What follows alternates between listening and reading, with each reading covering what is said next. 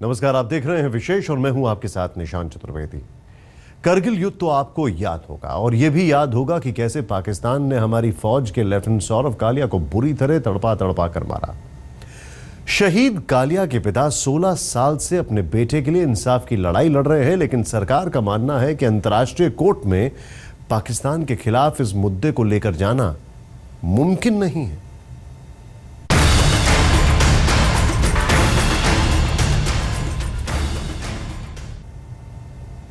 जो अपने खून से वतन की चौहदी को सींचता है, उस शहीद के लिए कहा जाता है कि शहीदों की मज़ारों पर लगेंगे हर बरस मेले। वतन पे मरने वालों का यही बाकी निशान होगा। लेकिन वतन पे मरने वाले एक जांबाज शहीद कैप्टन सौरभ कालिया के मामले में सरकारी रवैये के बाद यह सवाल उठता है कि वतन पे मरने वालों का क्या यही अंजाम होगा कि सरकार उसका केस भी नहीं लड़ेगी।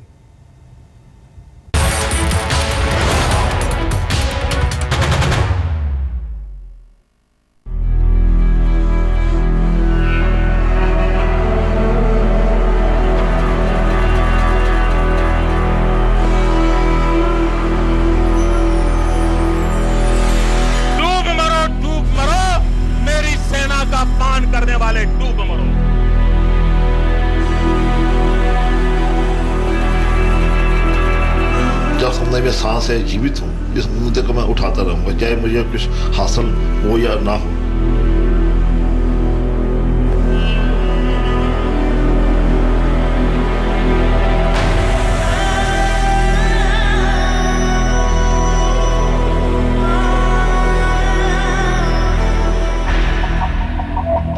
वतन पर कुर्बान एक जांबाज बेटे के बाप का ये दर्द हिंदुस्तान के पोर पोर में समाया हुआ है। बस 56 इंच के सीने वाली सरकार को नहीं लगता कि वतन पर मरने वाले अपने जवान की शहादत का साथ वो कैसे दें। इसीलिए शहीद कैप्टन सौरभ कालिया का मामला मोदी सरकार अंतर्राष्ट्रीय अदालत में नहीं उठाएगी, जिन्हें कारगिल युद्ध के दौरान पाकिस्तान ने पूरी तरह सताया और फिर मार डाला था। मेल टुडे में छपी खबर के मुताबिक राज्यसभा सदस्य राजीव चंद्रशेखर ने राज्यसभा में यह मसला उठाया तो विदेश राज्य मंत्री जनरल रिटायर्ड वीके सिंह ने यह जवाब दिया। शहीद कैप्टन सौरभ कालिया और अन्य 5 जवानों के खिलाफ पाकिस्तानी सेना का जघन्य और बर्बर अपराध अंतर्राष्ट्रीय मंच के सामने रखा गया। साथ ही 22 सितंबर 1999 को संयुक्त राष्ट्र महासभा की बैठक और अप्रैल 2000 में मानवाधिकार आयोग के सामने भी मुद्दा उठाया गया। इसके अलावा अंतर्राष्ट्रीय कोर्ट में मामला उठाने पर विचार किया गया, लेकिन अंतर्राष्ट्रीय कोर्ट में जाना सही नहीं होगा। ये उस पार्टी की सरकार का बयान है जिसका नारा नेशन फर्स्ट है, लेकिन इस जवाब से यही लगता है कि यहाँ नेशन नहीं, पड़ोसी से रिलेशन फर्स्ट है। मैं अटल बिहारी वाजपेयी, मनमोहन सिंह, नरेंद्र दामोदर दास मोदी। 16 साल में देश ने 3 प्रधानमंत्रियों को देखा। अपने बेटे के लिए इंसाफ की आस लिए डॉक्टर कालिया हर दरवाजे पर गए, लेकिन मिला कुछ नहीं, उम्मीदों का आईना चटकने के सिवा। सौरभ कालिया और 5 जवानों को पाकिस्तान की सेना ने बर्बर ढंग से मार डाला। 16 बरस बीत गए, लेकिन न्याय के लिए न तो यूपीए सरकार ने कुछ किया, न ही एनडीए सरकार ने। भारत अंतर्राष्ट्रीय अदालत में जाने से हिचकिचा रहा है, जबकि पाकिस्तान 2 बार भारत के खिलाफ अंतर्राष्ट्रीय अदालत में जा चुका है। 11 मई 1973 को पाकिस्तान ने भारत पर बांग्लादेश युद्धबंदियों पर अत्याचार का आरोप लगाया और अंतर्राष्ट्रीय कोर्ट पहुंच गया। कारगिल युद्ध के 1 महीने बाद 10 अगस्त 1999 को जब रन ऑफ कच्छ में भारतीय सेना ने पाकिस्तान के सैन्य विमान को मार गिराया, तो 21 सितंबर 1999 को पाकिस्तान अंतर्राष्ट्रीय कोर्ट पहुंच गया। लेकिन भारत है कि अपने जवानों पर हुए अपराधों की ओर आंखें मूंदे बैठा है। मेल टुडे के हरीश नायर के साथ आज तक ब्यूरो। जब बात बढ़ी तो सरकार की तरफ से विदेश मंत्री सुषमा स्वराज सामने आई। सुषमा ने बिगड़ी को बनाने की कोशिश की, मामला सुप्रीम कोर्ट के पाले में डालते हुए कहा कि अगर वहां से इजाजत मिली तो सरकार अंतर्राष्ट्रीय कोर्ट की कुंडी खटखटाएगी।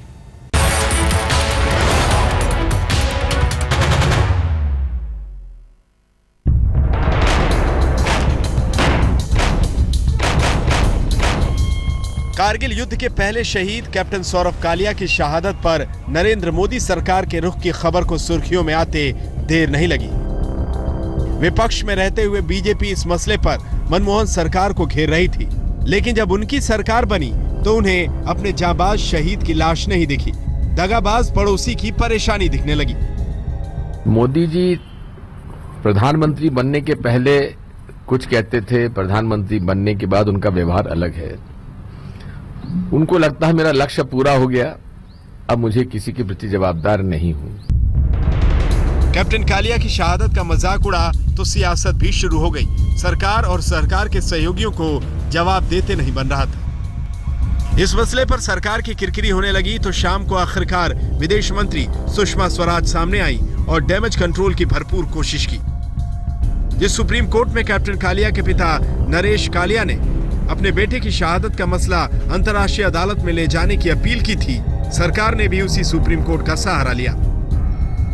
हमारी सरकार ने इस मत पर पुनर्विचार किया है और ये कहा है कि सौरभ कालिया को जिस तरह की यातनाएं दी गई वो एक अपवाद स्वरूप स्थिति निर्मित करती है, एक्सेप्शनल सर्कमस्टांस है। तो इसलिए हम सुप्रीम कोर्ट में अपना हलफनामा बदलें और ये कहें, सुप्रीम कोर्ट से पूछें कि इन प्रावधानों के रहते हुए भी क्या भारत इस तरह के अपवाद स्वरूप स्थितियों में इंटरनेशनल कोर्ट ऑफ जस्टिस में जा सकता है, और यदि सुप्रीम कोर्ट हाँ करेगा तो हम अंतर्राष्ट्रीय court of justice, international court of justice में इस मसले को ले जाएंगे।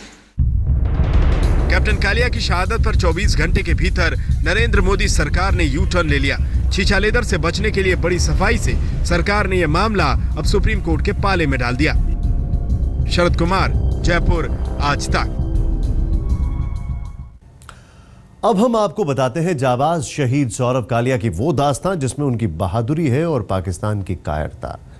महज 22 साल के कैप्टन कालिया ने सबसे पहले देखा था कि करगिल में पाकिस्तानी फौज घुसपैठ कर रही है। वो अपने साथियों समेत पाकिस्तानी फौज के हत्थे चढ़ गए और फिर तो जो हुआ उसे सुनकर हैवानियत भी कांप उठेगी।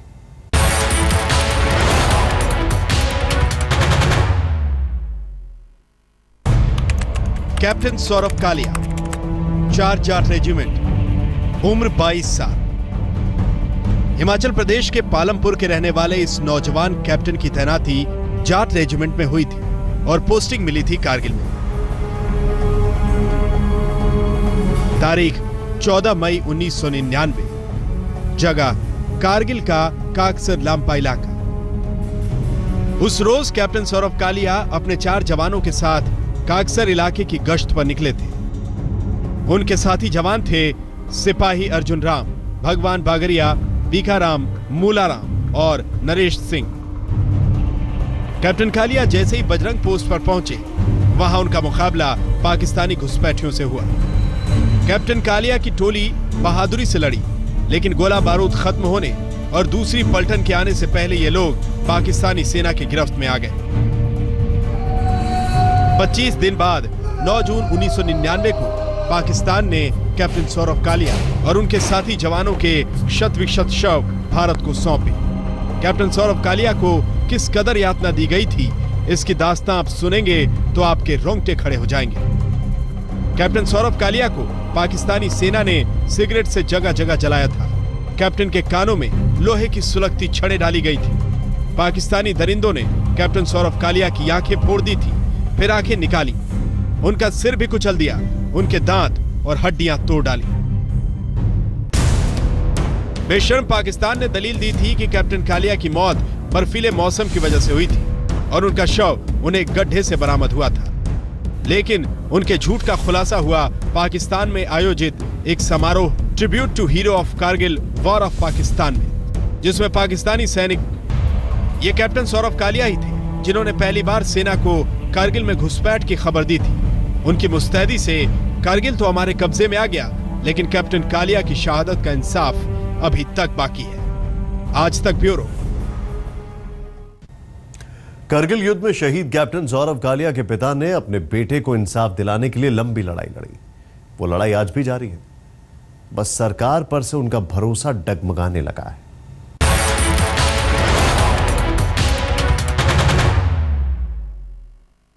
फौज की हर कसौटी पर खरे उतरते हुए सौरभ कालिया सेना के अफसर बने। पहली पोस्टिंग कारगिल में हुई। कारगिल से उन्होंने अपने पिता को चिट्ठी लिखी थी, मैं दुश्मन को हराकर और अपनी पहली तनख्वाह लेकर घर आऊंगा, तब हम पार्टी करेंगे।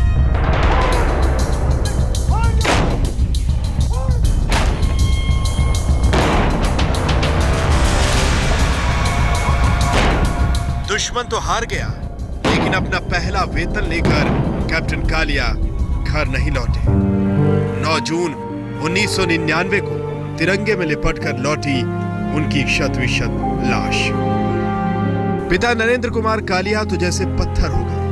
मां विजया कालिया को सदमा लगा। उन्हें खबर मिलते ही दिल का दौरा पड़ गया। तो क्या यह माना जाए कि सरकार को धोखेबाज पड़ोसी का तो ख्याल रहा, लेकिन वतन की आन पर जान कुर्बान करने वाले की शहादत वो भूल गए। आज तक ब्यूरो। 2 साल पहले मनमोहन सरकार ने कहा था कि शहीद कैप्टन सौरभ कालिया के मामले में अंतर्राष्ट्रीय अदालत में जाना मुनासिब नहीं है। अब मोदी सरकार भी वही तर्क दोहरा रही है। तो क्या शहीदों के मुद्दे पर हर सरकार एक ही तरह का बर्ताव करती है?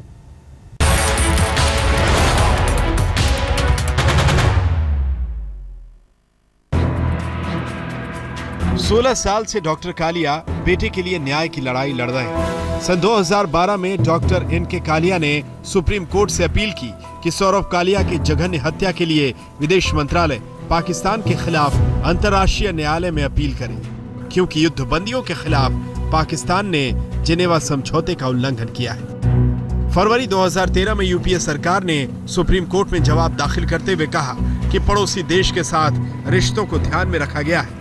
इसके अलावा अंतर्राष्ट्रीय न्यायालय में जाना कानूनी रूप से तब तक संभव नहीं जब तक कि पाकिस्तान इसके लिए सहमत न हो जाए। सरकार बदली तो डॉक्टर कालिया को एक नई उम्मीद जगी, लेकिन फिर निराशा हाथ लगी है। दरअसल अंतर्राष्ट्रीय कोर्ट न जाने के पीछे सरकार की हिचकिचाहट शिमला समझौता हो सकता है। मामला भी सुप्रीम कोर्ट में विचाराधीन है, जिसमें अगली सुनवाई 25 अगस्त 2015 को होगी। सुप्रीम कोर्ट ने मोदी सरकार को निर्देश दिया है कि इस मामले पर हलफनामा दाखिल कर अपना रुख स्पष्ट करें। आज तक ब्यूरो।